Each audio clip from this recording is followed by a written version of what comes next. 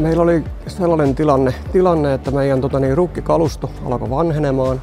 Silloin käytiin neuvotteluja useiden rukkitoimittajien kanssa ja päädyttiin sitten Lindeen ja Vihuriin.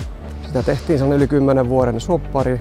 Tällä hetkellä meillä on 12 trukkia Lindeltä ja Vihurilta ja kaikki on leasingin kautta otettu. Totta kai sitten loppulunastus otetaan rukit meille omaksi ja samalla tehtiin huoltosopimukset ja se on ihan kattava paketti ja ollaan oltu tyytyväisiä.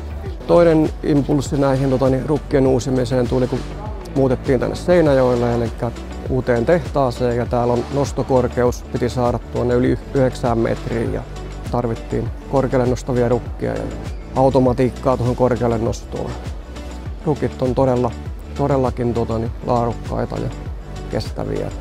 Ja sitten tiettyjä spesiaalia juttuja, mitä tarvittiin, niin kaikki saatiin räätälöitynä. Esimerkiksi niin kuin tuossa on tuollainen ekstra askelma noihin trukkeihin, eikä tarvitse keräilijöiden kivuta niin korkealla, niin se auttaa paljon tuohon ergonomiaan.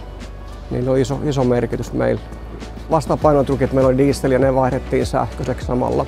Paitsi 16-tonninen on meillä sitten dieseli. Varsinkin noissa 5-tonnisissa, 3-tonnisissa se siinä on hyvä, että niissä on molemmissa vetävissä pyörissä oma sähkömoottori ja se on, kun tuolla pihalla ajetaan, niin, niin se on paljon turvallisempi ja vakaampi siellä ajella niillä. Että sekin oli yksi elementti, että me haluttiin dieselitrukeista pois, mitkä tällä sisällä käytetään ja siirryttiin sähkötrukkeihin.